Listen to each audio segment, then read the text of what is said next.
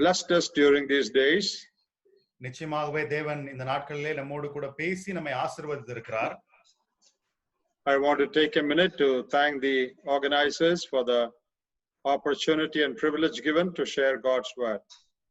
தேவனுடைய வசனத்தை பகிர்ந்து கொள்ளும்படியான ஒரு வாய்ப்பையும் இந்த ஸ்லாக்கியத்தை எனக்கு கொடுத்த இந்த ஒருங்கிணைப்பாளர்களுக்கு என்னுடைய நன்றியை நான் தெரிவித்துக் கொள்கிறேன். Now, in my talks, I was trying to emphasize a great principle in the work of the Lord.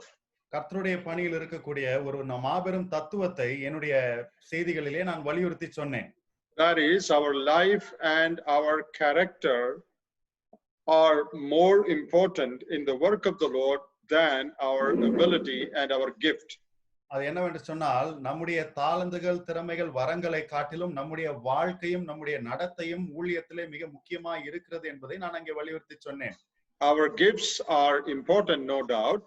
நம்முடைய வரங்கள் எல்லாம் மிக முக்கியம் தான், அதுல எந்த சந்தேகமும் இல்லை. But if the exercise of our gift has to be effective, then that has to be backed up by a godly life. ஆனால் நம்முடைய வரங்களை நாம் பயன்படுத்தும் போது அது பயனுள்ளதா இருக்க வேண்டும் என்று சொன்னால் அதற்கு பின்னாலே தெய்வ பக்தி உள்ள வாழ்க்கை இருக்க வேண்டும். Now, that is not my opinion. I showed it to you from the scriptures. இது என்னுடைய சொந்த கருத்து அல்ல, இதை நான் வேதத்திலிருந்து உங்களுக்கு காண்பித்திருக்கிறேன். First day we looked at the epistles to Timothy. முதல் நாளிலே நாம் தீமோத்தேயுவுக்கு எழுதப்பட்ட நிருபங்களை நாம் பார்த்தோம். And we looked at about 10 passages where the apostle Paul repeatedly reminds Timothy of an exemplary life and a godly walk. ஏறக்குறைய 10 வேத பகுதிகளில் இந்த இடத்துல அப்போஸ்தலனாகிய பவுல் திரும்ப திரும்ப தீமோத்தேயுவுக்கு அங்கே வலியுறுத்தி சொல்லி நினைப்பூட்டுகிற காரியம் என்னவென்று சொன்னால் ஒரு நல்ல நடத்தையும் தேவ பக்தி உள்ள வாழ்க்கையும் வாழ வேண்டும் என்று சொல்லுகிறார். There are many other things that Paul exhorts Timothy. தீமோத்தேயுவுக்கு இன்னும் பல ஆலோசனை அறிவுரைகளை தீமோத்தேயுவுக்கு பவுல் கொடுக்கிறார். But in between, quite often Paul would remind him of the importance of living a godly life. ஆனால் அதற்கு இடையிலே அவ்வப்போது அங்கே மிக முக்கியத்துவம் வாய்ந்த ஒரு விஷயமாக இந்த தெய்வ பக்தி உள்ள வாழ்க்கையை குறித்து தீமோத்தேயுவுக்கு சொல்லிக்கொண்டே பவுல் வருகிறார். So that shows that Paul believed that our life is very important in the work of the Lord. ஆகவே இந்த காரியம் என்னத்தை காட்டுகிறது என்று சொன்னால், பவுல் விசுவாசிக்கிறது என்னவென்று சொன்னால் தேவனுடைய பணியிலே வேலையிலே நம்முடைய தனிப்பட்ட வாழ்க்கை மிக முக்கியமாக இருக்கிறது. And yesterday we were looking at the life of Apostle Paul himself. நேற்று தினத்திலே நாம் அப்போஸ்தலனாகிய பவுல் அவருடைய வாழ்க்கையை குறித்தே பார்த்தோம். He was greatly used of the Lord, no doubt. அவர் கர்த்தரால் மிகவும் பயங்கரமாய் பயன்படுத்தப்பட்டார், அதில் எந்த சந்தேகமும் இல்லை. But the secret of the success or blessing in his life was his godliness and intimate walk with God. ஆனால் அவருடைய வாழ்க்கையில் இருக்கக்கூடிய வெற்றியின் ரகசியம் என்னவென்று சொன்னால் அவருடைய தெய்வ பக்தி அல்லது தேவனோடு கூட அவர் மிகவும் நெருக்கமாய் காணப்பட்ட அந்த காரியம். He was a scholar, he was a man of great knowledge and ability, but God could use him so mightily because he was a godly person. அவர் ஒரு பெரிய திறமை படைத்தவர், ஒரு பெரிய அறிஞர், அதெல்லாம் ஒரு பக்கம் மிக முக்கியமாக இருந்தாலும் கூட தேவன் அவரை அவ்வளவு அதிகமாய் பயன்படுத்தினார் என்று சொன்னால் அவர் தெய்வ பக்தி உள்ள மனிதனாய் காணப்பட்டார். So our heart attitude and our character is very important to God.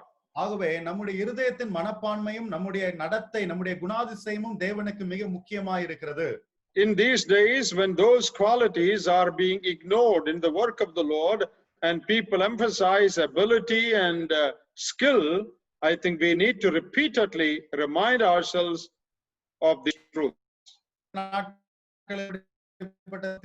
நடத்தை குறித்தெல்லாம் மக்கள் அங்கே அதை உதாசீனப்படுத்திவிட்டு நம்முடைய தாளந்துகள் திறமைகள் வரத்தை அதிகமாக முக்கியத்துவம் படுத்துகிறார்கள். ஆகவே இந்த காரியங்களை நாம் அடிக்கடியாக ஞாபகப்படுத்தி இதை நாம் இதில் உறுதியாக இருக்க வேண்டும்.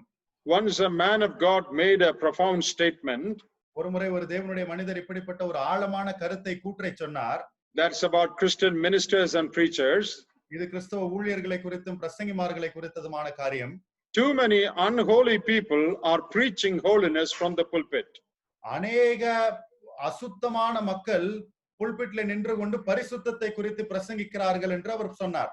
Everybody speaks of holiness. எல்லாரும் அங்க பரிசுத்தத்தை பத்தி பேசுறாங்க. But their lives are not right before God. ஆனால் அவர்களுடைய வாழ்க்கையோ தேவனுக்கு முன்பாக சரியா இருக்கிறதில்லை. That is a curse in Christianity today. இன்றைக்கு கிறிஸ்தவத்தில் காணப்படக்கூடிய ஒரு சாபமாய் இது இருக்கிறது. Too many people living ungodly lives preaching about godliness. அநேக ஆட்கள் அங்கே அவபக்தியான வாழ்க்கை வாழ்ந்து கொண்டு இப்பொழுது தெய்வ பக்தியை குறித்து பேசிக் கொண்டிருக்கிறார்கள். So we need to take care to see that we live godly lives as we preach godliness. ஆகவே நாம் இப்பொழுது தெய்வ பக்தியை பிரசங்கிக்கக்கூடியவர்களாய் இருக்கும்போது நாம் தெய்வ பக்தி உள்ள வாழ்க்கை வாழுகிறோமா என்பதை நாம் கவனம் கொள்ள வேண்டும். I repeatedly made it clear that it does not mean we live a life without any failure or we live a perfect life. நான் மறுபடியும் சொன்னேன், அப்படி என்று சொன்னால் நாம் தோல்வியே இல்லாமல் நாம் பரிபூர்ணமான வாழ்க்கை வாழுகிறோம் என்று அல்ல. But whenever we fail, immediately we correct it and we continue our walk with God. ஆனால் எப்பொழுதெல்லாம் நாம் தோல்வி அடைகிறோமோ உடனடியாக அதை நாம் சரி செய்து கொண்டு தேவனோடு கூட நாம் நடக்கிற நடத்தையை நாம் அங்கே சீர்படுத்த வேண்டும், தொடர்ந்து போக வேண்டும். So the emphasis in my talk was that our character, our heart attitude is something very important in the service of the Lord. ஆகவே என்னுடைய பிரசங்கத்தினுடைய ஒரு மைய கருத்து முக்கியமாய் நான் வலியுறுத்தி சொன்னது என்னவென்று சொன்னால், நம்முடைய நடத்தை, நம்முடைய இருதயத்தின் மனப்பான்மை தேவனுடைய பணியிலே மிக முக்கியத்துவம் வாய்ந்ததா இருக்கிறது. Now today in this last talk I want to show the same thing from an Old Testament character. இன்றைக்கு என்னுடைய கடைசி செய்தியிலே இதே காரியத்தை நான் ஒரு பழைய ஏற்பாட்டு கதாபாத்திரத்திலிருந்து நான் காட்ட விரும்புகிறேன். We are going to look into the life of Jonah today. இன்றைக்கு யோனாவினுடைய வாழ்க்கையை நாம் சிந்திக்க போகிறோம். Now that's a very familiar story. இது மிகவும் நமக்கு பரிச்சயமான ஒரு கதைதான். Now if you would ask anyone what is the greatest lesson you learned from Jonah's book or prophecy, யோனாவினுடைய தீர்க்க தரிசனத்திலிருந்து அவருடைய புத்தகத்திலிருந்து நாம் கற்றுக்கொள்ளக்கூடிய பிரதான பாடம் என்ன என்று யாரையாவது நீங்கள் கேட்பீர்கள் என்று சொன்னால், most of us would say that we should not be disobedient to God, we should obey what God says. நம்மில் அநேகர் என்ன சொல்லுவோம், நாம் தேவனுக்கு கீழ்ப்படியாமல் இருக்கக்கூடாது, தேவன் சொல்லுகிற காரியத்திற்கு அப்படியே கீழ்ப்படிய வேண்டும் என்று சொல்லுவோம். That answer is correct only 50%. ஆனால் அந்த பதிலோ 50% தான் சரியாக இருக்கிறது. That is not the full lesson of that book. அந்த புத்தகத்தினுடைய முழு பாடமும் அது மட்டும் அல்ல. There is a greater lesson in that book than the lesson of obedience. அங்கே கீழ்ப்படிதலை காட்டிலும் ஒரு பெரிய பாடம் அந்த புத்தகத்திலே புதைந்து கிடக்கிறது. But I think most people are ignorant of that lesson. ஆனால் அந்த பாடத்தை குறித்து அறியாமை அநேகருக்கு இருக்கிறது. We all focus only about obedience to God and doing what God says. ஆகவே தேவனுக்கு கீழ்ப்படிய வேண்டும், தேவன் என்ன சொல்றாரோ அதை செய்ய வேண்டும் என்கிறதிலே தான் நாம் அதிக கவனத்தை செலுத்தி வருகிறோம். But there is a far greater lesson in that book that God would have us to learn from that book. ஆனால் அந்த புத்தகத்திலே தேவன் நாம் கற்றுக்கொள்ள வேண்டும், படிக்க வேண்டும் என்கிற இன்னும் பெரிய ஒரு முக்கியமான சத்தியம் அதிலே இருக்கிறது. What is that lesson? அது என்ன பாடம் அது? Our heart attitude as we serve God is very important to God. நாம் தேவனுக்கு ஊழியம் செய்யும் போது நம்முடைய இருதயத்தினுடைய மனப்பான்மை தேவனுக்கு மிக முக்கியமாய் இருக்கிறது. Not only our preaching and our mission and our ministry, but the attitude with which we get involved in the ministry is something very important to God. நம்முடைய பிரசங்கம், நம்முடைய தரிசனம், நம்முடைய ஊழியம் மட்டுமல்ல, ஆனால் எப்படிப்பட்ட மனப்பான்மையோடு கூட நாம் இந்த ஊழியத்தில் ஈடுபடுகிறோம் என்கிற அந்த காரியமானது தேவனுக்கு மிக முக்கியமாக இருக்கிறது. The book of Jonah teaches us that missionary is more important than the mission. ஆகவே யோனாவின் புத்தகம் நமக்கு என்ன சொல்லுகிறது என்று சொன்னால், ஊழியக்காரன் ஊழியத்தை விட மிக முக்கியமாக இருக்கிறான். Now that is what I want to bring to light from this book this morning. இந்த புத்தகத்திலிருந்து இந்த காலை வேளையில இந்த காரியத்தை தான் நான் வெளிச்சம் போட்டு காண்பிக்க விரும்புகிறேன். This is very evidently, very clearly taught in this book. இது மிக தெளிவாக சான்றுகளின் அடிப்படையில் இந்த புத்தகமானது இதை போதிக்கிறது. Now before we go on to that main lesson, let us say a few things as by way of introduction about this book. இந்த முக்கியமான சத்தியத்துக்குள்ளாக நாம் போவதற்கு முன்பாக இந்த புத்தகத்திற்கான முன்னுரையாக ஒரு சில காரியங்களை நான் சொல்ல பிரியப்படுகிறேன். There are 5 unique things special things about this book or this prophet. இந்த தீர்க்கதரிசியை குறித்து அல்லது இந்த புத்தகத்தை குறித்து 5 விசேஷித்த காரியங்கள் அல்லது ஒப்பற்ற காரியங்கள் இங்கே இருக்கிறது. Number 1. முதலாவதாக, Jonah is the first foreign missionary, that is one who went from his own place to another country to preach for God. யோவான் தான் முதலாவது வெளிநாட்டு ஊழியக்காரராக இருக்கிறார். அப்படி என்று சொன்னால் தன்னுடைய சொந்த தேசத்தை விட்டு வேறொரு தேசத்திற்கு போய் தேவனை குறித்து அறிவிப்பதற்காக போன முதல் ஊழியக்காரர் YONO. Now these days there are many of us who travel outside and preached in other countries. That's not a big thing now. இன்றைய நாட்களிலே பார்க்கும்போது நம்மள அநேகர் நாம் வெளி தேசங்களுக்கு எல்லாம் போய் நாம் கர்த்தருடைய வசனத்தை பிரசங்கிக்கிறோம். அதெல்லாம் ஒரு பெரிய காரியம் இல்லை இந்நாட்களில். But that was not so in those days. ஆனால் அந்த நாட்களிலே அது அப்படி அல்ல. So Jonah is the first foreign missionary. ஆகவே யோனா தான் முதலாவது வெளிநாட்டுக்கு சென்ற ஊழியக்காரராய் இருக்கிறார். A second special thing about him, அவரை குறித்த இரண்டாவது விசேஷ காரியம் என்னவென்று சொன்னால், he is the only whale traveler, that is, who traveled in the belly of a fish. அவர்தான் மிக வித்தியாசமான ஒரு பிரயாண முறையை மேற்கொண்டவர். அவர் அங்கே மீனினுடைய வயிற்றுக்குள்ளாக அவர் அங்கே பிரயாணம் செய்தார்.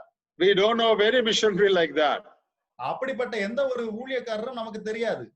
And a third very peculiar thing about Jonah, யோனாவை குறித்த மூன்றாவது ஒரு விசேஷ காரியம் என்னவென்று சொன்னால், he was the only preacher who was angry because his preaching became effective and people got saved.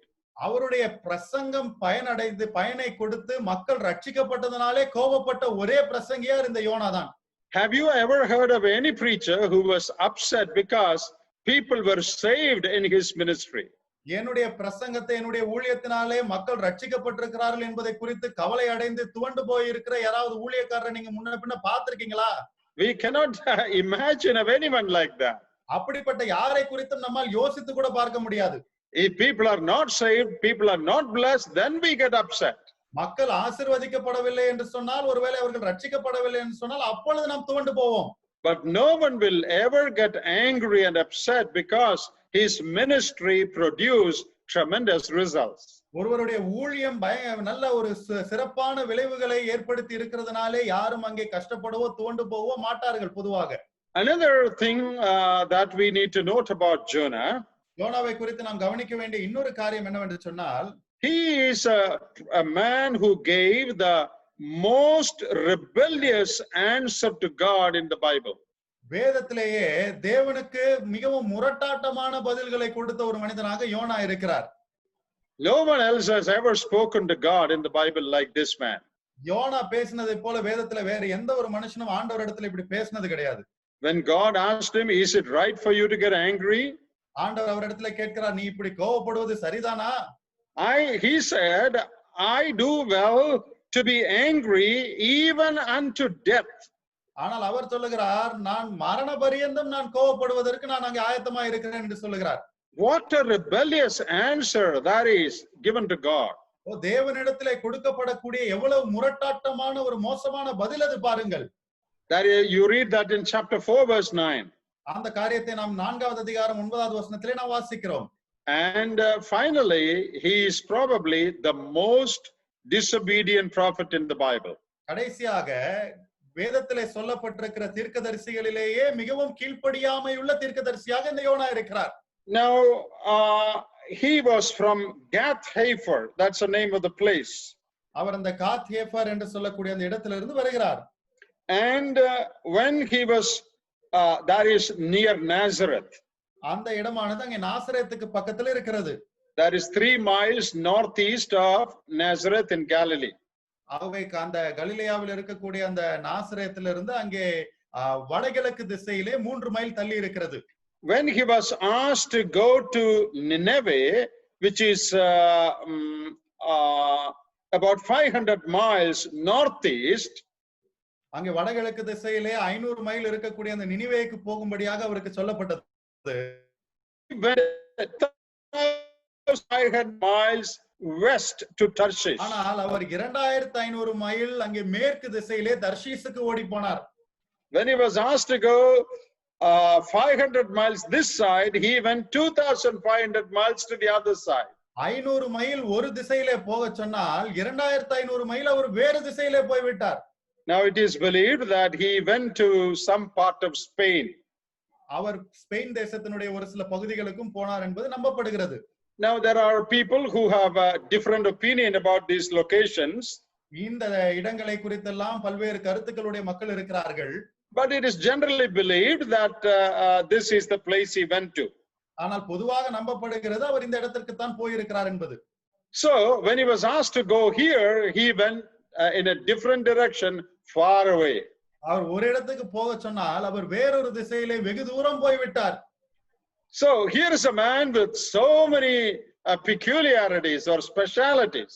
ஆகவே இப்படிப்பட்ட ஒரு மனிதன் இங்கே இருக்கிறார். அவரை பார்க்கும்போது மிக வினோதமாக விசேஷமாக நமக்கு தோன்றுகிறது. Now shall we turn to that book, chapter 1. இப்பொழுது அந்த புத்தகத்தினுடைய முதல் அதிகாரத்துக்கு நாம் திருப்பலாம். We are very familiar with this book, so we don't have to read all the verses. இந்த புத்தகம் நமக்கு மிகவும் பரிச்சயமாக இருக்கிறது. ஆகவே நாம் எல்லா வசனங்களையும் வாசிக்க வேண்டிய அவசியம் இல்லை. The very first verse says that the word of the Lord came to this man. அந்த முதல் வசனம் நமக்கு என்ன சொல்லுகிறது என்றால் கர்த்தருடைய வார்த்தை உண்டாகி யோனாவுக்கு. And in verse 2 God commissions him to speak of the wickedness of the people in Nineveh. இரண்டாவது வசனத்தை பார்க்கும்போது நினிவேயில் இருக்கக்கூடிய மக்களுடைய துன்மார்க்க வாழ்க்கை குறித்து அவர்களுக்கு பேசும்படியாக ஆண்டவர் அவருக்கு கட்டளை கொடுக்கிறார். Now Nineveh was part of Iraq. அங்கே நினிவேவை பார்க்கும்போது அது ஈராக் தேசத்தினுடைய ஒரு பகுதியாய் இருக்கிறது. And in those days it was part of the Assyrian Empire. அந்த நாட்களிலே அது அசீரிய சாம்ராஜ்யத்தினுடைய ஒரு பகுதியாய் இருந்தது. And Nineveh was the capital of the Assyrian Empire. அங்கே அசீரிய சாம்ராஜ்யத்தினுடைய தலைநகரமாக நினிவே காணப்பட்டது. So this was on the Tigris River. இது அந்த டைக்ரிஸ் நதியினுடைய பக்கத்தில் இருக்கிறது. And it is said that the people in Assyria were extremely cruel people. அங்கே சொல்லப்படுகிறது என்னவென்று சொன்னால் அந்த சீரியா தேசத்தில் இருக்கக்கூடிய மக்கள் மிகவும் கொடூர தன்மை உள்ளவர்களாய் இருக்கிறார்கள். It is said that they would even skin their enemies alive.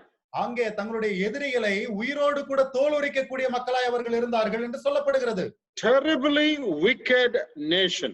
மிகவும் மோசமான துன்மார்க்கமான ஒரு தேசம். No wonder God asked Jonah to speak against their wickedness in verse 2. அங்க இரண்டாவது வசனத்திலே அவர்களுடைய துன்மார்க்கத்துக்கு எதிராக பேசும்படி தேவன் சொன்னதிலே எந்த விதமான ஆச்சரியமும் இல்லை. And they were enemies to Israel. அவர்கள் இஸ்ரவேல் மக்களுக்கு விரோதிகளாய் காணப்பட்டார்கள். That is why Jonah did not want to go there. ஆகவே தான் அங்கே போவதற்கு யோனாவுக்கு விருப்பமில்லை. Because he did not want them to get converted. ஏனென்றால் அவர்கள் மனமாற்றம் அடைய வேண்டும் என்பதிலே யோனாவுக்கு உடன்பாடு இல்லை. Because he knows that if they repent and turn to God, God would forgive them and bless them. ஏனென்றால் யோனாவுக்கு தெரியும் அவர்கள் மனம் திரும்பி தேவனை நோக்கி திரும்பி விட்டார்கள் என்று சொன்னால் தேவன் அவர்களை மன்னித்து அவர்களை ஆசீர்வதித்து விடுவாரே. Later Jonah himself says that I knew God would do this. பின்னால யோனாவே சொல்றாரு தேவன் இப்படிதான் செய்வாருன்னு எனக்கு நல்லா தெரியும். So he did not want any blessing to come upon these wicked people. He wanted them to be punished. ஆகவே இப்படிப்பட்ட துன்மார்க்கமான மக்கள் மேல் எந்த விதமான ஆசீர்வாதமும் வரக்கூடாது என்பதிலே யோனா அங்கே ஜாக்கிரதையாக இருந்தார். அவர்கள் அழிந்து போக வேண்டும் என்று விரும்பினார். They are an enemy nation. அவர்கள் நம்முடைய விரோதிகள். We don't want God to bless them or forgive them in any way. தேவன் அவர்களை ஆசீர்வதிக்கவோ எந்த விதத்திலும் அவர்களை மன்னிக்கவோ எங்களுக்கு விருப்பமில்லை என்று சொன்னார். Now we can see our own heart in the heart of Jonah. யோனாவினுடைய இருதயத்துக்குள்ளாக நம்முடைய சொந்த இருதயம் இருக்கிறதை நம்மால் இங்கே பார்க்க முடிகிறது.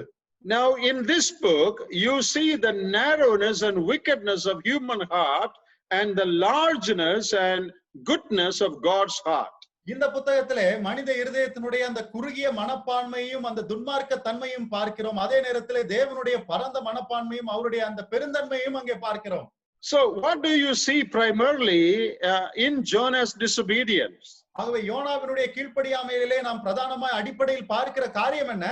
You see the wickedness and narrowness of human heart. அங்கே மனிதனுடைய இருதயத்தினுடைய அந்த துன்மார்க்க தன்மையையும் அவனுடைய குறுகிய மனப்பான்மையும் நாம் அங்கே பார்க்கிறோம். Now the Assyrians' heart was wicked, no doubt. அங்கே அசீரியர்களுடைய இருதயம் மிகவும் துன்மார்க்கமாய் காணப்பட்டது, அதிலே எந்த சந்தேகமும் இல்லை. But Jonah's heart also was wicked. ஆனால் யோனாவினுடைய இருதயமும் அங்கே துன்மார்க்கமாய் தான் காணப்பட்டது. Because he wanted calamity to fall upon that nation because they were his enemies. ஏனென்றால் அந்த தேசத்தின் மேல் அங்கே அழிவு வர வேண்டும் என்று சொல்லி யோனா விரும்பினார். ஏனென்று சொன்னால் அவர்கள் அவருடைய விரோதிகளாய் இருக்கிறார்கள். We see our own heart there. நம்முடைய சொந்த இருதயத்தை நாம் அங்கே பார்க்கிறோம் அல்லவா? We also don't want any blessing to come upon our enemies. நம்முடைய எதிரிகள் மேல் எந்த விதமான ஆசீர்வாதமும் வந்துவிடக் கூடாது என்பதில்தான் நாமும் நினைக்கிறோம். We are waiting to see calamity fall on all those who oppose us. நமக்கு விரோதமாய் நம்மை எதிர்க்கக்கூடிய எல்லார் மேலும் அங்கே அழிவு வந்து விழ வேண்டும் என்று சொல்லி நாம் காத்துக் கொண்டிருக்கிறோம். Will you be happy if God blesses some of your enemies? உங்களுடைய விரோதிகள் ஒரு சிலரை ஆண்டவர் ஆசீர்வதிப்பார் என்று சொன்னால் நீங்கள் அப்ப சந்தோஷமா இருப்பீங்களா? Humanly speaking, no, we will not be happy. We will be upset about it. மனித பிரகாரமாக பேசுவோம் என்று சொன்னால் அதை குறித்து நாம் சந்தோஷமாக இருக்க மாட்டோம், அதை குறித்து நாம் வருத்தத்தான் படுவோம். Even when we see blessing coming upon some of the other believers whom we don't like, we are not quite happy about it. நமக்கு பிடிக்காத வேறு ஒரு சில விசுவாசிகள் மீது ஆசீர்வாதம் வந்தால் கூட நமக்கு அங்கே பிடிக்கவில்லை, அதை குறித்து நாம் சந்தோஷமா இருக்கிறது இல்லை. So that is the narrowness of human heart. அங்கே மனித இருதயத்தினுடைய குறுகிய தன்மை இப்படித்தான் இருக்கிறது. And Jonah possessed that same heart that we have. நமக்கு இருக்கக்கூடிய இவ்விதமான இருதயத்தை மனப்பான்மையை தான் யோனாவும் உடையவராய் இருந்தார். Don't blame Jonah. We are also like him. We are also men of the same heart. யோனாவை நாம் குற்றப்படுத்த வேண்டாம், நாமும் கூட இப்படிப்பட்ட இருதயமுள்ள மக்களாய் தான் இருக்கிறோம். But when God sent Jonah, ஆனால் ஆண்டவர் யோனாவை அனுப்பின போது God wanted him not only to preach and see these people saved, ஆண்டவர் இந்த மக்கள் அங்கே பிரசங்கத்தை கேட்டு மனம் திரும்பி ரட்சிக்கப்பட வேண்டும் என்று விரும்பினது மட்டுமல்லாமல் God wanted to change Jonah's heart also. ஆண்டவருக்கு யோனாவினுடைய இருதயத்தை மாற்ற வேண்டும் என்று விரும்பினார். That is the greatest lesson we learn from this book. இந்த புத்தகத்திலிருந்து நாம் படிக்கக்கூடிய மாபெரும் பாடமாக இது இருக்கிறது. So we read in verse 3 that Jonah rose up to flee into Tarshish. ஆகவே மூன்றாவது வசனத்திலே நாம் வாசிக்கும் போது அப்பொழுது யோனா தர்ஷீசுக்கு ஓடி போகும்படி எழுந்தான் என்று வாசிக்கிறோம். And he was fleeing from the presence of the Lord. That's what that verse says. அந்த வசனம் சொல்லுகிறதை பாருங்கள், கர்த்தருடைய சமூகத்தினின்று அவன் விலகி ஓடினான். And at the end of that verse we again read from the presence of the Lord. அங்கே அந்த வசனத்தினுடைய பிற்பகுதியிலே நாம் வாசிக்கும் போது அவன் கர்த்தருடைய சமூகத்திலிருந்து விலகி ஓடுகிறான் என்று வாசிக்கிறோம். Now I want to show you three things that Jonah did. அங்கே யோனா செய்த மூன்று காரியங்களை நான் உங்களுக்கு காண்பிக்க விரும்புகிறேன். We read the first thing there, he fled from the presence of the Lord. அங்கே இருக்கக்கூடிய முதல் காரியத்தை நாம் வாசிக்கிறோம், அவன் கர்த்தருடைய பிரசன்னத்திலிருந்து அவன் ஓடினான். Now you cannot run away from God's presence geographically. ஆனால் அங்கே பூகோள ரீதியாக தேவனுடைய பிரசன்னத்திலிருந்து நம்மால் ஓட முடியாது. Even if you go to any part of the world, you cannot escape God's presence. நீங்கள் உலகத்தினுடைய எந்த பகுதிக்கு போனாலும் நீங்கள் கர்த்தருடைய பிரசன்னத்தை விட்டு அகன்று போக முடியாது. Running away from the presence of the Lord is not a geographical truth, it is a spiritual truth. ஆகவே தேவனுடைய பிரசன்னத்தை விட்டு ஓடுவது என்பது அது பூகோள ரீதியான ஒரு காரியம் அல்ல, அது ஒரு ஆவிக்குரிய விஷயமா இருக்கிறது. Can I say I want to go away from God's presence and hide in the jungles of Africa? நான் தேவனுடைய பிரசன்னத்திலிருந்து விலகி ஓடி அங்கே ஆப்பிரிக்காவினுடைய காட்டுக்குள் மறைந்திருக்க விரும்புகிறேன் என்று என்னால் சொல்ல முடியுமா? That doesn't make any sense, because anywhere in the world, even in the most remote place in the world, God's eyes can see me and his presence is there. அதுல எந்த ஒரு அர்த்தமும் இருக்காது. ஏனென்று சொன்னால் உலகத்தினுடைய எந்த பகுதிக்கு போனாலும், மிகவும் குக்கிராமமாய் இருக்கக்கூடிய யாரும் அணுக முடியாத இடத்துக்கு போனாலும் அங்கேயும் தேவனுடைய பிரசன்னம் இருக்கிறது. So geographically it is impossible to run away from God's presence. ஆகவே பூகோள ரீதியாக தேவனுடைய பிரசன்னத்திலிருந்து ஓடி ஒளிவது என்பது அசாத்தியமான ஒன்றாய் இருக்கிறது. So it means run away from an intimate fellowship with God. அப்படி என்று சொன்னால் தேவனோடு கூட உள்ள ஒரு நெருங்கின ஐக்கியத்திலிருந்து விலகி ஓடக்கூடிய காரியம். Even when you sit inside the church with the Bible open before you, you can be far away from God. நீங்கள் சபைக்குள்ளாக வேத புத்தகத்தை நீங்கள் திறந்து வைத்திருந்தாலும் கூட நீங்கள் தேவனை விட்டு விலகி இருக்க முடியும். Not physically, சரீர பிரகாரமாக அல்ல, but spiritually you can be far away from an intimate fellowship with God. ஆனால் ஆவிக்குரிய ரீதியிலே தேவனோடு கூட ஒரு நெருங்கிய ஐக்கியம் இல்லாதபடிக்கு நீங்கள் விலகி இருக்க முடியும். That's something that leaves the இந்த காரியமானது தேவனுடைய இருதயத்தை துக்கப்படுத்தக்கூடியதா இருக்கிறது. That amounts to disobedience. இந்த காரியமானது கீழ்ப்படியாமைக்கு சமமாய் இருக்கிறது. When we do not walk in intimate fellowship with God every day, that is something displeasing to God, though you may not run away to another country. ஒவ்வொரு நாளும் நாம் தேவனுக்கு பிரியமில்லாமல் வாழும் போது, தேவனுடைய சித்தத்தை நாம் செய்யாமல் இருக்கும் போது, நாம் வேறொரு தேசத்துக்கு ஓடவில்லை என்று சொன்னாலும் தேவனுடைய பிரசன்னத்தை விட்டு விலகக்கூடியவர்களாய் இருக்கிறோம். So Jonah ran from the presence of God, from an intimate fellowship with God. ஆகவே யோனா அங்கே தேவனுடைய பிரசன்னத்தை விட்டு ஓடினான் என்று சொல்லும் போது அவன் தேவனோடு கூட ஒரு நெருங்கிய ஐக்கியம் இல்லாதபடிக்கு அவரை விட்டு விலகி போனான். And a second thing you observe here is that he ran away from the will of the Lord. இங்க நாம் கவனிக்க வேண்டிய இரண்டாவது காரியம் என்னவென்று சொன்னால் அவன் தேவனுடைய சித்தத்தை விட்டு விலகி ஓடினான். Because in verse 2 it is very clear that God's will that he go to Nineveh. ஏனென்றால் இரண்டாவது வசனத்திலே மிக தெளிவாக இருக்கிறது, அவன் நினிவேக்கு போக வேண்டும் என்பதுதான் தேவனுடைய சித்தம். But he went to Tarshish. ஆனால் அவன் தர்ஷீசுக்கு ஓடி போனான். So obviously he was running away from the will and plan of God.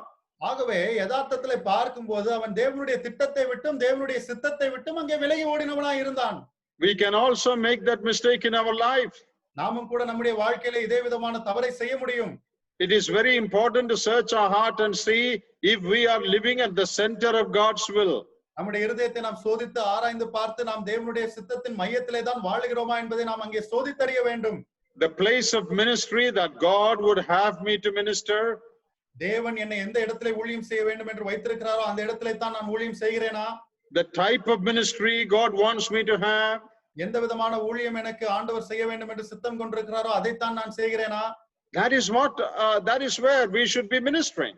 அப்படிப்பட்ட ஒரு நிலைமையிலே தான் நாம் ஊழியம் செய்ய வேண்டும். Not where we like to go and what we like to do. நமக்கு எங்க போக விருப்பமா இருக்கிறதோ என்ன செய்ய சித்தமா இருக்கிறதோ அதை செய்வதல்ல ஊழியம். Earlier, a brother, when he was giving his testimony, he said he is waiting upon the Lord that the Lord might show him which place in North India he should go to.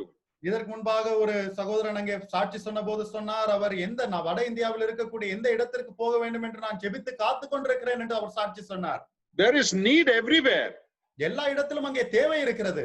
We cannot go somewhere just because there is a need. அங்கே தேவை இருக்கிறதுனாலேயே நாம் அந்த இடத்துக்கு போகணும்னு சொல்லி அவசியம் அல்ல. All over the world there is need. உலகம் முழுக்க எல்லா இடத்திலும் அங்கே தேவை இருக்கத்தான் செய்கிறது. But it is important to sense the guidance of the Lord and go to the place in God's perfect will for us.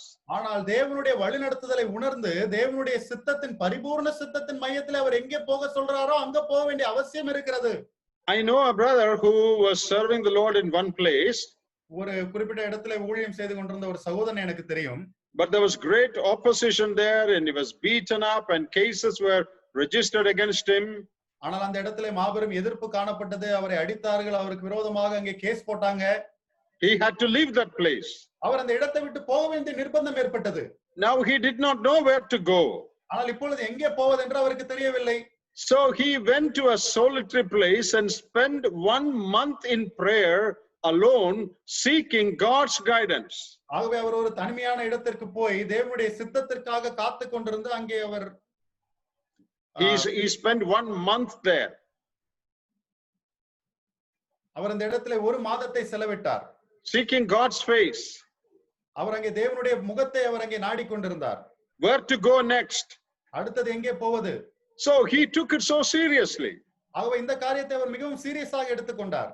And God guided him and he went to a place. அங்கே தேவன் அவரை வழிநடத்தினார், அவர் ஒரு இடத்துக்கு போனார். God used him tremendously to establish many local assemblies in that place. இந்த சகோதரனை பயன்படுத்தி அந்த இடத்திலே பல ஸ்தல சபைகளை உண்டாக்கும்படியாக தேவன் அவரை பயன்படுத்தினார். Now the work has developed so much that he is finding it difficult to handle all of that. இப்பொழுது அந்த ஊழியமானது மிகவும் அதிகமாய் பெருகி இருக்கிறபடினால இது எல்லாவற்றையும் எப்படி கையாள்வது என்பது முடியாமல் அவர் கஷ்டப்பட்டு கொண்டிருக்கிறார். I have personally gone and visited some of those churches. அப்படிப்பட்ட ஒரு சில சபைகளை நான் தனிப்பட்ட நிலைமையிலே போய் அவர்களை சந்தித்திருக்கிறேன். So for workers it's very important that they seek the will of God concerning the details of their ministry. ஆகவே ஊழியர்கள் தங்களுடைய ஊழியத்தை குறித்த அந்த விவரங்களை சரியாக புரிந்து கொண்டு செயல்பட வேண்டியது அவர்களுக்கு மிகவும் அவசியமாக இருக்கிறது. So the second thing that Jonah did was to run away from the will of God. ஆகவே யோனா செய்த இரண்டாவது காரியம் என்னவென்று சொன்னால் தேவனுடைய சித்தத்தை விட்டு அவர் விலகி ஓடினார். And the third thing he did, he ran away from the blessings of God.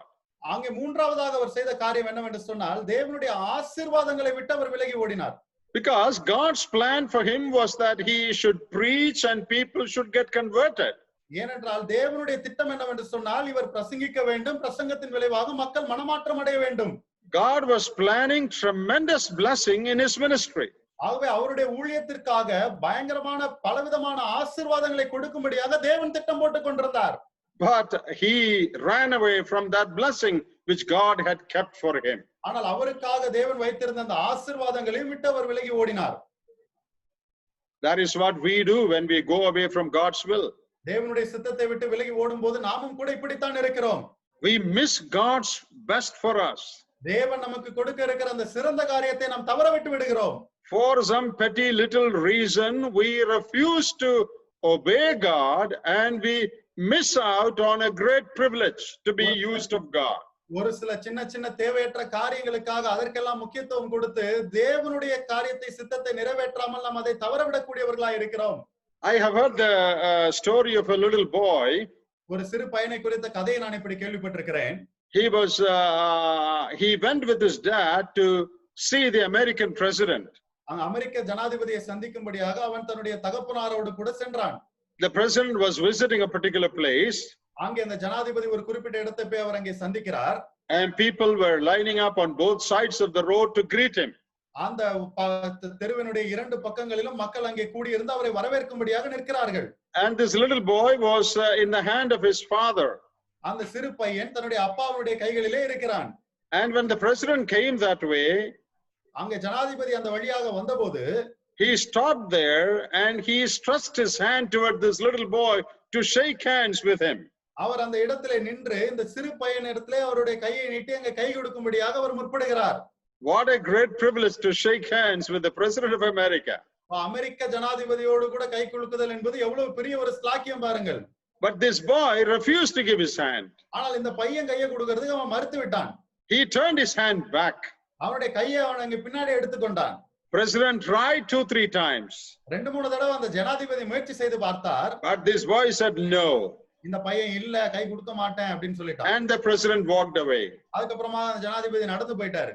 Then his father asked him, why did you do like that? அவங்க அப்பா கேக்குறாரு, ஏன்பா இப்படி பண்ண? You lost a great privilege. ஒரு பெரிய ஸ்லாக்கியத்தை நீ இழந்துட்டாயே. Then this little boy said, அதுக்கு அப்புறம் இந்த சின்ன பையன் சொன்னா, I had a chocolate in my hand. என் கையில சாக்லேட் இருந்துச்சு. If I shake hands with the president, my chocolate would go. நான் கையை குலுக்கிட்டேனா அதுக்கு அப்புறம் கையில இருக்கிற chocolate போயிடுச்சுனா? That is what we are doing now.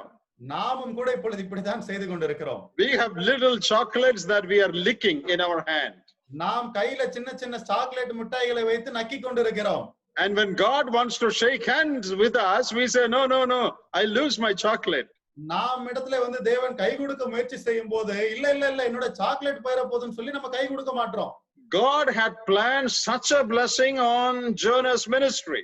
அங்கே யோனாவினுடைய ஊழியத்திற்கென்று அபரிவிதமான ஆசீர்வாதங்களை தேவன் அங்கே ஆயத்தப்படுத்தி இருந்தார், திட்டமிட்டிருந்தார். But he ran away from God's blessing. ஆனால் தேவனுடைய ஆசீர்வாதங்களை எல்லாம் விட்டு யோனா ஓடி போனான். Now we as ministers of God need to look into our lives and see if we make the same mistakes. தேவனுடைய ஊழியக்காரர்களாக இருக்கக்கூடிய நாமும் கூட நம்முடைய வாழ்க்கையை பார்த்து இதே விதமான தவறுகளை நாம் செய்கிறோமா என்பதை நாம் கவனிக்க வேண்டும். Are we going away from an intimate fellowship with God in our personal life? நம்முடைய தனிப்பட்ட வாழ்க்கையிலே தேவனோடு கூட ஒரு நெருங்கிய உறவிலே காணப்படாமல் நாம் விலகி ஓடிக்கொண்டிருக்கிறோமா? Are we going away from God's perfect will for our life and ministry? நம்முடைய வாழ்க்கை குறித்தும் ஊழியத்தை குறித்தும் தேவன் வைத்திருக்கக்கூடிய பரிபூர்ண சித்தத்தை விட்டு நாம் விலகி ஓடிக்கொண்டிருக்கிறோமா? Are we missing out on the blessings God has prepared for our life and our ministry?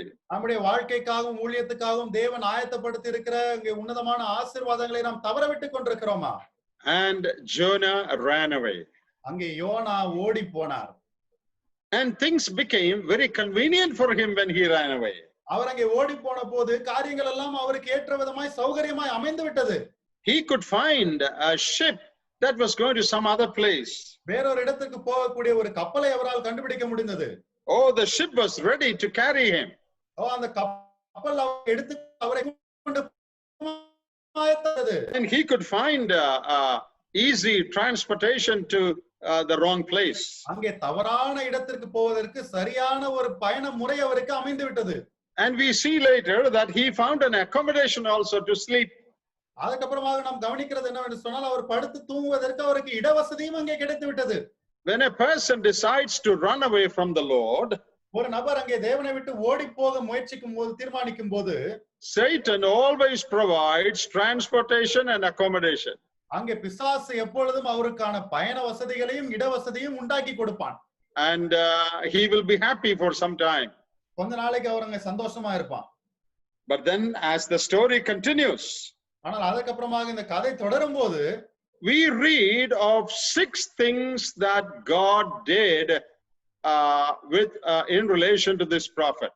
இந்த தீர்க்கதரிசியோடு கூட சம்பந்தப்பட்ட நிலையிலே தேவன் செய்யக்கூடிய 6 காரியங்களை நாம் அங்கே பார்க்கிறோம். Let me show the first 3 things to start with. நான் ஆரம்பிக்கும் படியாக இங்க முதல் 3 காரியங்களை நான் உங்களுக்கு காண்பிக்கிறேன். In verse 4 we read, the Lord sent out a great wind. அங்கே 4வது வசனத்தை நாம் வாசிக்கும் போது தேவன் ஒரு மாபெரும் அங்கே காற்றை அங்கே அனுப்பினார். That is what God did first. அங்கே தேவன் முதலாவது செய்த அந்த காரியம் அதுதான். Secondly, verse 17, இரண்டாவதாக 17வது வசனத்திலே the Lord prepared a great fish. தேவன் ஒரு மாபெரும் மீனை அங்கே ஆயத்தப்படுத்தினார். And sent that fish along his way. அந்த மீனை ஆயத்தப்படுத்தி அவர் போகிற வழியிலே அதையும் அனுப்பினார். And chapter 2 verse 10, the Lord commanded or spoke to the fish to vomit Jonah out. அங்கே 2வது அதிகாரம் 10வது வசனத்தை வாசிக்கும் போது ஆண்டவர் மீனுக்கு கட்டளையிடுகிறார் யோனாவை கரையிலே கக்கும்படியாக. Now in the following part of the story, in chapter 4, you see God doing 3 more things. அங்கே தொடர்ந்து அந்த கதையை நாம் பார்க்கும்போது 4வது அதிகாரத்திலே தேவன் செய்யக்கூடிய மேலும் 3 காரியங்களை நாம் அங்கே பார்க்கிறோம். But we will come to that later. அந்த காரியத்துக்கு நாம் பின்னாலே வரலாம். Look at the 3 things he did. அவர் அங்கே செய்த 3 காரியங்களை பாருங்கள். He sent a great wind. அவர் ஒரு பெருங்காற்றை வரவிட்டார். And he sent a great fish. He prepared and sent a great fish. அதுக்கப்புறமாக ஒரு பெரிய மீனை தேவன் ஆயத்தப்படுத்தி அனுப்பினார். And he prompted that fish to vomit Jonah out. அதுக்கப்புறமாக அந்த மீனுக்கு அவர் கட்டளையிட்டு யோனாவை கக்கும்படி செய்தார். We read in these 3 places that God did it. இந்த 3 இடங்களிலும் தேவன் இதை செய்தார் என்று நாம் வாசிக்கிறோம். We don't read that a great wind came or a storm blew. We read God sent a great wind. ஒரு பெருங்காற்று அடித்தது, ஒரு புயல் வந்து விட்டது என்று சொல்லி நாம் வாசிக்கவில்லை. தேவன் இதை அனுப்பினார் என்று நாம் வாசிக்கிறோம். And in verse 17, we don't read that a fish came along the way. We read the Lord prepared a great fish. 17வது வசனத்தை வாசிக்கும்போது கூட ஒரு மீன் அந்த வழியா வந்துச்சுன்னு வாசிக்கல. தேவன் அந்த மீனை ஆயத்தப்படுத்தி அனுப்பினார் என்று வாசிக்கிறோம். And chapter 2 verse 10, 2:10 நாம் வாசிக்கும்போது we don't read that the fish became very uncomfortable, something wrong in his stomach, and it decided to vomit out. That is not what you read. அங்கே நாம் மீன் ஒரு மாதிரி அசௌகரியமாகி விட்டது, அதனுடைய வயித்துல கொஞ்சம் பிரச்சனை இருந்தது, அதனால அது கரையில கக்கிருச்சுன்னு சொல்லி அப்படி வாசிக்கல. We read that God commanded the fish to vomit. நாம் என்ன வாசிக்கிறோம்? கர்த்தர் மீனுக்கு கட்டளையிட்டார் அது கக்கும்படியாக. God was doing these 3 things. இந்த 3 காரியங்களையும் தேவன் செய்தார். So now Jonah is on a disobedient trip. ஆகவே இப்பொழுது யோனா அங்கே கீழ்ப்படியாமையின் பிரயாணத்தில் இருக்கிறார். He is on that ship to Tarshish. அவர் அங்கே தர்ஷீசுக்கு போகக்கூடிய கப்பலில் இருக்கிறார். Running away from God. அங்கே தேவனை விட்டு விலகி ஓடிக்கொண்டிருக்கிறார். But God did not forsake him. ஆனால் தேவன் யோனாவை கைவிடவில்லை. God was after him. யோனாவுக்கு பின்தொடர்ந்து தேவன் சென்றார். God could have just ignored him and taken another prophet and used him. யோனாவை அப்படியே ஆண்டவர் அங்கே உதாசீனப்படுத்தி விட்டு அவர் எப்படின்னா போட்டோன்னு சொல்லி விட்டுட்டு வேறொரு தீர்க்கதரிசியை கொண்டு வந்திருக்கலாம். But this action of God shows the kindness and goodness of God. ஆனால் தேவனுடைய இந்த செயல்பாடானது தேவனுடைய பாசத்தையும் அவருடைய நன்மை தன்மையும் குறித்து காட்டுகிறது. How patient is God towards his servants. தன்னுடைய ஊழியர் மேல் எவ்வளவு பொறுமையாய் தேவன் இருக்கிறார் பாருங்கள். How many times have we run away from God? எத்தனை முறை இந்த விதமாகவே நாமும் கூட தேவனை விட்டு விலகி ஓடி இருக்கிறோம். We are no better than Jonah. நாம் யோனாவை காட்டிலும் எந்த விதத்திலும் சிறப்பானவர்கள் அல்ல. But thank God he has not forsaken us. ஆனால் கர்த்தருக்கு ஸ்தோத்திரம், அவர் நம்மை கைவிடவில்லை. He has come after us. அவர் நம்மை பின்தொடர்ந்து வந்திருக்கிறார். He followed us up wherever we went. நாம் எங்கே சென்றாலும் நம்மை அங்கே அவர் பின்பற்றி பின்தொடர்ந்து வந்திருக்கிறார். And he caused us to come back. அவர் நாம் மறுபடியுமாக திரும்பி வரும்படி அவர் செய்திருக்கிறார்.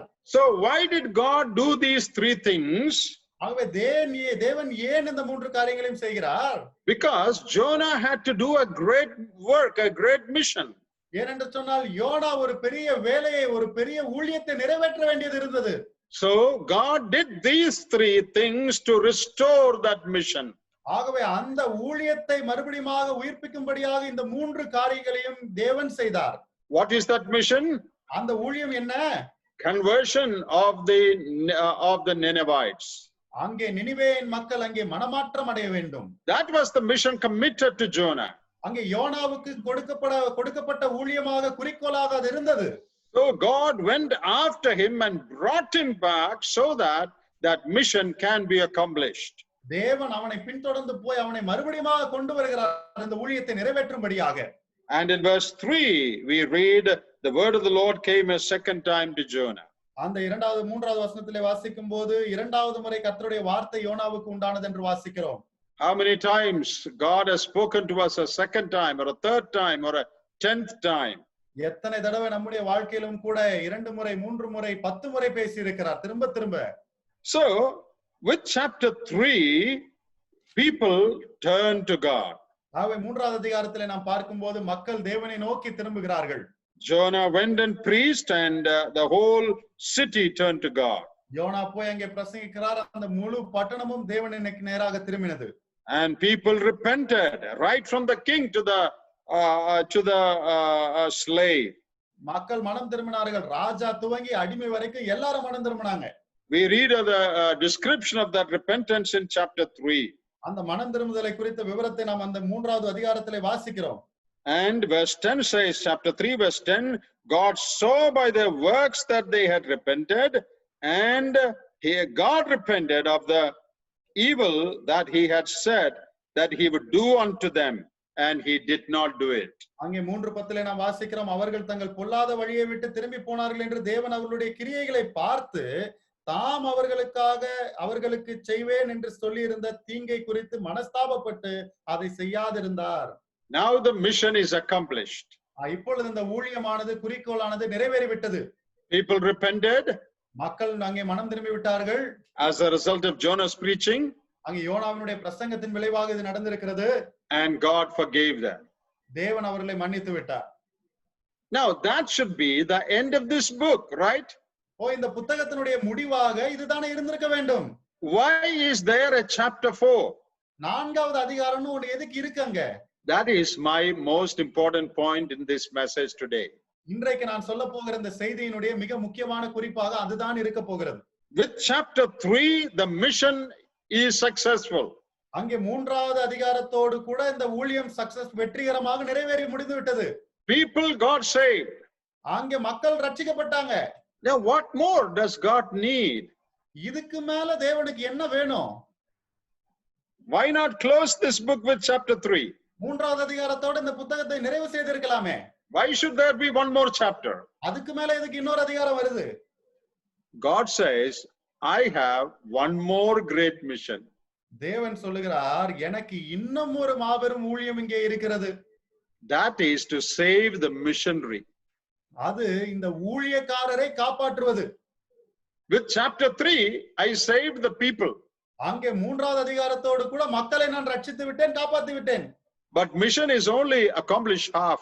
ஆனால் இப்பொழுது பாதி ஊழியம் தான் நிறைவேறி இருக்கிறது. 50% mission is still remaining. இன்னும் 50% ஊழியமானது காத்து கொண்டிருக்கிறது. Now the missionary has to be restored to a right spirit. இப்பொழுது ஒரு சரியான ஆவிக்கு நேராக இந்த ஊழியக்காரர் சரி செய்யப்பட வேண்டும். Though God used Jonah, ஆண்டவர் யோனாவை பயன்படுத்தி இருந்தாலும் கூட, though God blessed his ministry in a tremendous way, ஒரு அபரிவிதமான நிலைமையிலே யோனாவினுடைய ஊழியத்தை ஆண்டவர் ஆசீர்வதித்திருந்தாலும் கூட, Jonah's heart condition was still wicked and bad. யோனாவினுடைய இருதயத்தின் நிலைமை இன்னமும் துன்மார்க்கமாய் மிகவும் தீமையாய் இருந்தது. Chapter 4 verse 1 says, Jonah was displeased exceedingly and he was very angry. அங்கே 4வது அதிகாரம் முதல் வசனத்தை நாம் வாசிக்கும் போது யோனாவுக்கு இது மிகவும் விசனமாய் இருந்தது. அவன் கோபம் எதுக்காக அவர் கோபம் கொள்றாரு? Is it because people opposed him? மக்கள் அவரை எதிர்த்தாங்கன்றதுனாலயா? Is it because people said, no, we won't listen to you? மக்கள் நான் நீ சொல்றதெல்லாம் கேட்க மாட்டேன்னு சொன்னாங்களா? Is it because they said, we don't want your God, we will not repent? எனக்கு உன்னுடைய தேவன்லாம் தேவையில்லை, நாங்க மனம் திரும்ப மாட்டோம் அப்படி சொன்னாங்களா மக்கள்? No. இல்லை. All of them repented. எல்லாரும் மனம் திரும்பிட்டாங்க. They were thankful to Jonah.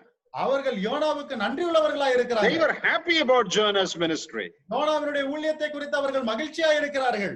Now they did not get saved because Jonah's message was a tremendous message They got saved because the power of God was in Jonah's message. அங்கே யோனாவினுடைய செய்தியானது மிகவும் வல்லமையான ஒரு நல்ல செய்தியா இருந்ததனாலே அவர்கள் ரட்சிக்கப்படவில்லை. ஆனால் தேவனுடைய வல்லமை அந்த செய்தியில இருந்தபடினாலே அவர்கள் ரட்சிக்கப்பட்டார்கள். Sometimes we think that if we speak for too long and if it is a fiery message, then people will get saved. நாம் சில நேரத்துல நினைக்கிறோம், நாம் நீண்ட பிரசங்கமாய் அனல் பறக்கக்கூடிய விதத்துல பேசும்போது மக்கள் ரட்சிக்கப்படுவாங்கன்னு நினைக்கிறோம். People are not saved by our eloquence. நம்முடைய அங்கே பிரசங்க திறமையினால மக்கள் யாரும் ரட்சிக்கப்படுறது இல்ல. People are get saved by the power of God that is present in the ministry. நாம் அந்த ஊழியத்தை செய்யும் போது அதிலே தேவனுடைய வல்லமை அடங்கி இருக்கிறது. அதனால் தான் மக்கள் ரட்சிக்கப்படுறாங்க. Now Jonah is very angry that people got saved. இங்கே மக்கள் ரட்சிக்கப்பட்டதை குறித்து யோனா இங்கே கடும் கோபம் கொண்டிருக்கிறார். And Jonah says, I knew God would do this. அங்கே யோனா சொல்லுகிறார், எனக்கு தெரியும் தேவன் இப்படிதான் செய்வாருன்னு. That is why I did not come here first. ஆகவே தான் முதலாவது நான் இங்கே வரவே இல்லை. And in verse 3 he says, it is better for me to die. அங்கே மூன்றாவது வசனத்திலே அவர் சொல்லுகிறார், நான் உயிரோடு இருக்கிறதை பார்க்கிலும் சாகிறது நலமாய் இருக்கும். It is better for me to die than see God's blessing upon my enemies. என்னுடைய எதிரிகளை தேவன் ஆசீர்வதிக்கிறதை நான் பார்க்கிறதை விட நான் செத்து போறது நல்லது. That is our attitude also very often. அநேக நேரங்களிலே நம்முடைய மனப்பான்மையும் இப்படித்தான் இருக்கிறது. Oh, we don't want to see God's blessing upon our enemies. நம்முடைய எதிரிகளை தேவன் ஆசீர்வதிப்பதை பார்ப்பதிலே நமக்கு எந்த பிரியமும் இல்லை. So the people repented and turned to God. ஆகவே மக்கள் இங்கே மனம் திரும்பி தேவனை நோக்கி திரும்புகிறார்கள். Their heart condition is good now. அவருடைய இருதயத்தின் நிலைமை இப்பொழுது சீர்பட்டு நல்லதா இருக்கிறது. Acceptable to God. That's why God decided not to punish them. இப்பொழுது இது தேவனால் ஏற்றுக்கொள்ளப்படத்தக்க நிலைமையில் அவர்கள் இருக்கிறார்கள். ஆகவே தான் தேவன் அவர்களை தண்டிக்க வேண்டாம் என்று தீர்மானித்திருக்கிறார். But the preacher's heart condition is very bad. ஆனால் இப்பொழுது பிரசங்கியாருடைய இருதயத்தின் நிலைமையானது ரொம்ப மோசமா போயிட்டு. Very angry. ரொம்ப கோபம் அவருக்கு. Then God does 3 more things. அதற்கு அப்புறமாக தேவன் மேலும் 3 காரியங்களை செய்கிறார். God already did 3 things to restore the mission. அங்கே ஊழியத்தை சீர் செய்வதற்காக ஏற்கனவே 3 காரியங்களை தேவன் செய்து விட்டார். Now God does 3 more things to restore the missionary. இப்பொழுது ஊழியக்காரரை சரி செய்வதற்காக மேலும் 3 காரியங்களை தேவன் செய்கிறார். Verse 6 of chapter 4. 4வது அதிகாரத்தினுடைய 6வது வசனம். God prepared a plant, a gourd. That's a plant. ஆண்டவர் அங்கே ஒரு ஆமணக்கு செடியை ஒரு செடியை அங்கே உண்டு பண்ணுகிறார். Verse 7. 7வது வசனம். Second thing, God prepared a worm. இரண்டாவதாக தேவன் ஒரு பூச்சியை ஆயத்தப்படுகிறார். Verse 8, God prepared a worm and east wind. அங்கே 8வது வசனத்தை பார்க்கும்போது தேவன் ஒரு புழுவையும் அங்கே கிழக்கின் காற்றையும் உண்டாக்குகிறார். Here also, we don't read it just happened like that, an east wind came or a worm came or a plant came up. We read, God prepared it. இங்கேயும் கூட நாம் அங்கே ஆமணக்கு செடி வந்துருச்சு அல்லது பூச்சி வந்துருச்சு இல்ல கீழ்காற்று வந்துருச்சுன்னு நம்ம வாசிக்கல. தேவன் இவைகளை எல்லாம் ஆயத்தப்படுத்தினார். Now, why is God doing all this? ஏன் இப்பொழுது தேவன் இதையெல்லாம் செய்து கொண்டிருக்கிறார்? People are already saved. மக்கள் ஏற்கனவே ரட்சிக்கப்பட்டாச்சு. God has already forgiven them. தேவன் ஏற்கனவே இவர்களை எல்லாம் மன்னித்து விட்டார். Then why is God continuing to work? அதற்கு அப்புறமாக ஏன் தொடர்ந்து தேவன் இங்கே கிரியை செய்து கொண்டிருக்கிறார்? Now one more man should be restored. இன்னும் ஒரு நபர் கூட இங்கே சீர்படுத்த வேண்டிய அவசியம் இருக்கிறது. That is not the 120,000 people in Nineveh. நினிவேயில் இருக்கக்கூடிய 1,20,000 மக்கள் அல்ல. The preacher. பிரசங்கியார் இங்கே சீர்படுத்தணும். His heart attitude has to be repaired. அவருடைய இருதயத்தின் மனப்பான்மையானது சரி செய்யப்பட வேண்டியதா இருக்கிறது. So God is now again after him. ஆகவே மறுபடியுமாக தேவன் இப்பொழுது யோனாவை பின்தொடர்ந்து செல்லுகிறார்.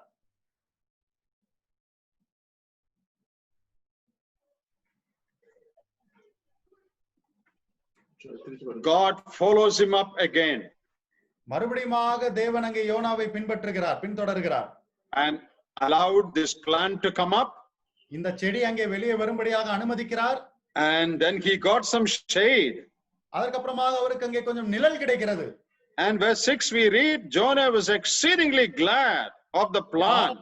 நாம் வாசிக்கும்போது யோனா மிகவும் சந்தோஷமா இருக்கிறார் அங்கே. because of the plant and the shade. ஏனென்றால் அங்கே ஒரு செடி வந்து அந்த செடியிலிருந்து நிழல் வந்து விட்டது. Jonah was not glad when people were saved. அங்கே மக்கள் ரட்சிக்கப்பட்டப்போ யோனாக்கு சந்தோஷம் வரல. But Jonah is very happy now because he has some shade from this tree. இந்த செடியிலிருந்து கொஞ்சம் நிழல் அவருக்கு உண்டான உடனே யோனா மிகவும் சந்தோஷப்படுகிறார். See the wickedness of human heart. அங்கே மனித இருதயத்தினுடைய துன்மார்க்க தன்மையை பாருங்களேன். Then God prepared a worm.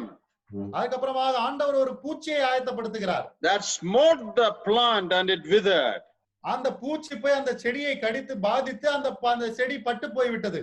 And then when the sun rose, east wind came. அதுக்கப்புறமாக அங்கே சூரியன் உதித்து கீழ்காற்று வந்தது. Again he says, it is better for me to die. மறுபடியும் யோனா சொல்லுகிறார், நான் உயிரோடு இருக்கிறதை பார்க்கலாம் சாகிறது நலமாய் இருக்கும்.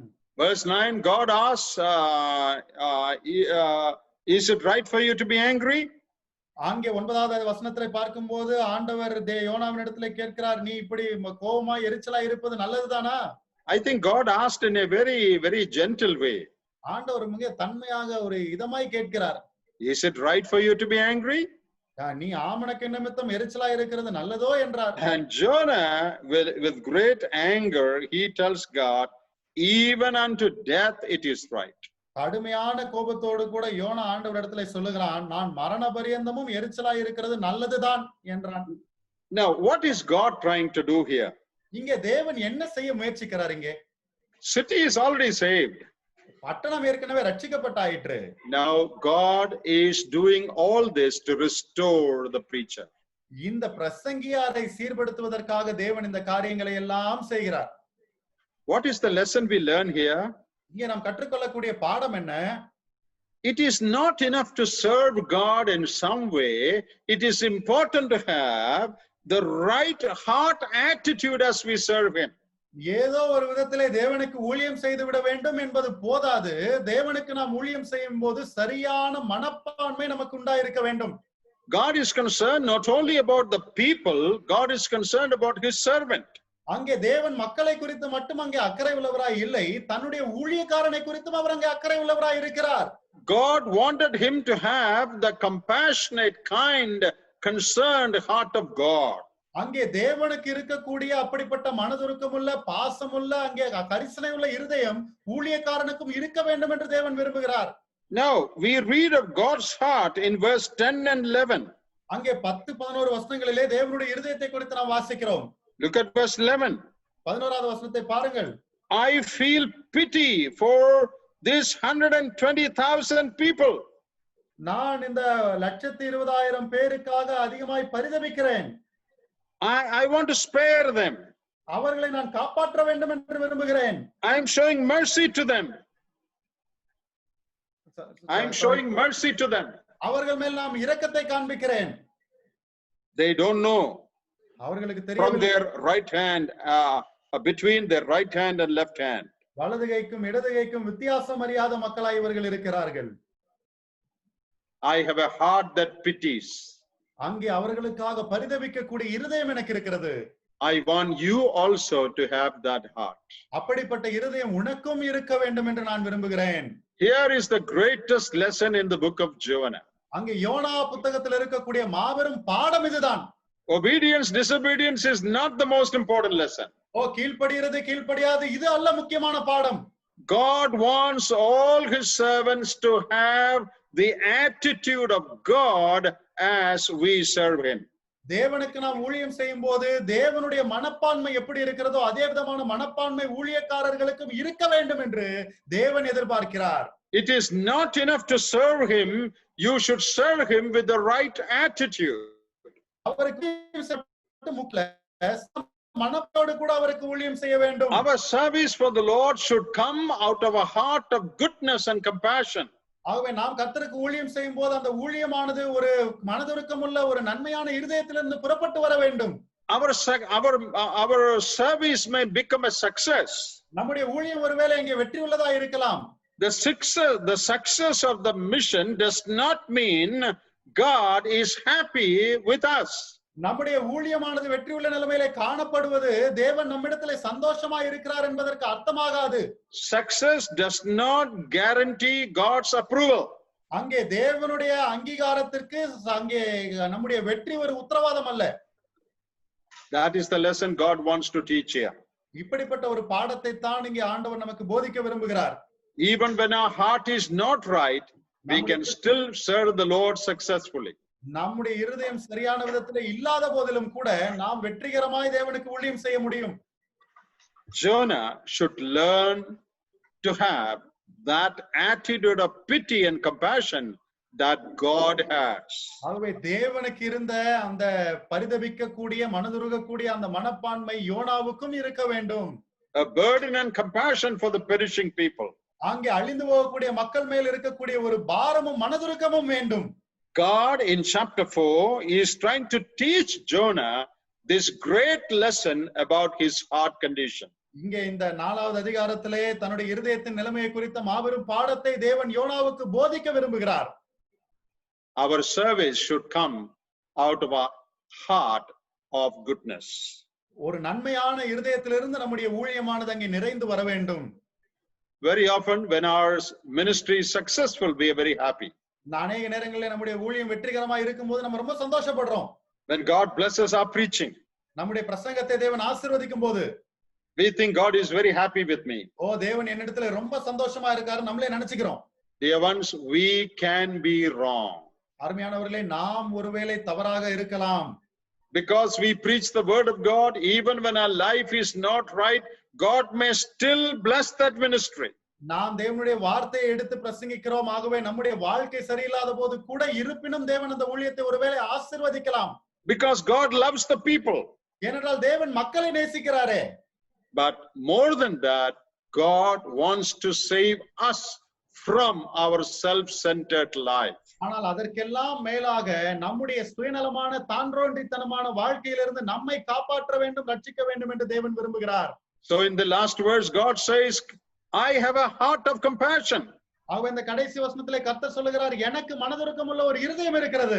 That is why I was willing to forgive them in spite of their wickedness. ஆகவே தான் அவர்களுடைய துன்மார்க்கத்தின் மத்தியிலும் அவர்களை நான் மன்னிக்க முற்படுகிறேன். I want you also to have that same attitude. நீங்களும் கூட இப்படிப்பட்ட மனப்பான்மையுடையவர்களாய் இருக்க வேண்டும் என்று சொல்லி நான் விரும்புகிறேன். So the first three things God did to restore the mission, and the last three things God did to restore the missionary. ஆகவே முதல் 3 காரியங்களை கர்த்தர் செய்தது ஊழியத்தை சீர்படுத்துவதற்காக, கடைசியாக அவர் செய்த அந்த 3 காரியங்கள் ஊழியனை சீர்படுத்துவதற்காக. Don't just be happy about the success of our ministry. ஆகவே நம்முடைய ஊழியம் வெற்றிகரமாக இருக்கிறதுனாலேயே நாம் சந்தோஷம் அடைந்து விட வேண்டாம். Think if my life and attitude is pleasing to God, does God approve of that? என்னுடைய வாழ்க்கையும் என்னுடைய மனப்பான்மையும் தேவனுக்கு பிரியமா இருக்கிறதா, இதை தேவன் அங்கீகரிக்கிறாரா என்பதை யோசித்து பாருங்கள். So what is the greatest lesson here? ஆகவே இங்க இருக்கக்கூடிய மாபெரும் பாடம் என்ன? All those who serve God, தேவனுக்கு ஊழியம் செய்யக்கூடிய எல்லாரும், God wants all of them to have his heart attitude. அங்கே தேவனுடைய இருதயத்தின் மனப்பான்மை எப்படி இருக்கிறதோ அதே விதமான மனப்பான்மை நாமும் கொண்டிருக்க வேண்டும் என்று தேவன் விரும்புகிறார். We should not only focus on our preaching, we should focus on our life also. ஆகவே நம்முடைய பிரசங்கத்திலே மட்டும் நம்முடைய கவனம் இருக்க கூடாது, நம்முடைய வாழ்க்கையிலும் நம்முடைய கவனம் இருக்க வேண்டும். That is the lesson I wanted to bring out all these 3 days. இந்த 3 நாட்களிலும் இந்த பாடத்தை தான் நான் உங்கள் முன்பாக வைக்க நான் முயற்சித்தேன். Instructions to Timothy, அங்கே தீமோத்தேயுவுக்கு கொடுக்கப்பட்ட அறிவுரைகள், Paul's life, பவுலுடைய வாழ்க்கை, and lesson that God taught Jonah. அங்கே ஆண்டவர் யோனாவுக்கு கற்றுக் கொடுத்த அந்த பாடம், Same lesson. எல்லாம் ஒரே பாடம் தான். May we learn that lesson. அந்த பாடத்தை நாமும் கூட கற்றுக்கொள்வோமாக. Serve God. தேவனுக்கு ஊழியம் செய்யுங்கள். Not only successfully, வெற்றிகரமாக மாத்திரமல்ல, but with the right attitude of heart.